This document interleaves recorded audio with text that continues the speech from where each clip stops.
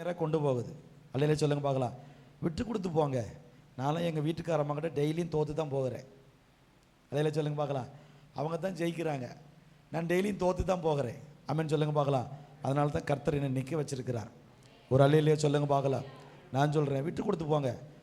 என்ன சொன்னாலும் பரவாயில்ல, ஆண்டவருடைய பிள்ளை, ஆண்டவர் நமக்காக ஜீவனையே விட்டு கொடுத்தார். அல்லையிலே சொல்லுங்க பார்க்கலாம். அதனால் கோபம், பொறாமை, எரிச்சல், வைராக்கியம் இதெல்லாம் தூக்கி போட்டுட்டு பரவாயில்ல விடுங்க. என்னை திட்டாங்களா பரவாயில்ல, என்னை பேசிட்டாங்களா பரவாயில்ல, என்னை சொல்லிட்டாங்களா பரவாயில்ல, விட்டு கொடுத்து போங்க. ஆமென் சொல்லுங்க பார்க்கலாம். கெட்டே போக மாட்டோம். அல்லேலூயா. ஈசாக்கு கெட்டு போனானா 100 மடங்கு கர்த்தர் அவனை ஆசீர்வதிச்சார். ஆபிரகாம் கெட்டு போனானா வானத்து நட்சத்திரங்களை போல் அவனை ஆசீர்வதிச்சார். ஆமென் சொல்லுங்க பார்க்கலாம். சவுல் தான், தாவீது தான் ராஜா, ஆனாலும் தாவீது விட்டு கொடுத்து போனான். தாவீதுடைய ராஜ்யபாரம் தான் நிலை நின்றுச்சு, சவுலோடைய ராஜ்யபாரம் நிலை நிற்கலை. ஆமேனா? அல்லேலூயாவா. நீங்கள் விட்டு கொடுத்து போனீங்கன்னா உங்கள் குடும்பத்தை கர்த்தர் நிற்க வைப்பார். ஆமேனா? அல்லேலூயா. ஆமாம். சரி, சொன்ன சாட்சிகள் எல்லாம் கர்த்தர் ஆசீர்வதிக்கும்படியாக நல்ல கரங்களை தட்டி கர்த்தரை சோத்திரம் பண்ணுவோம்.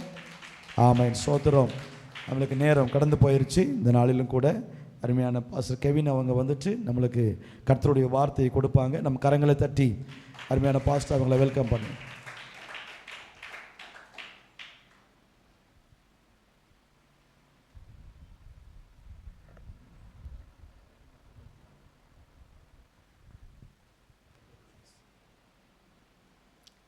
ஹல்லேலூயா. சத்தமா ஹல்லேலூயா. உற்சாகமாக இருக்கிறீங்களா? உற்சாகமாக இருக்கிறீங்களா? ஹல்லேலூயா. ஹல்லேலூயா. இருக்கு.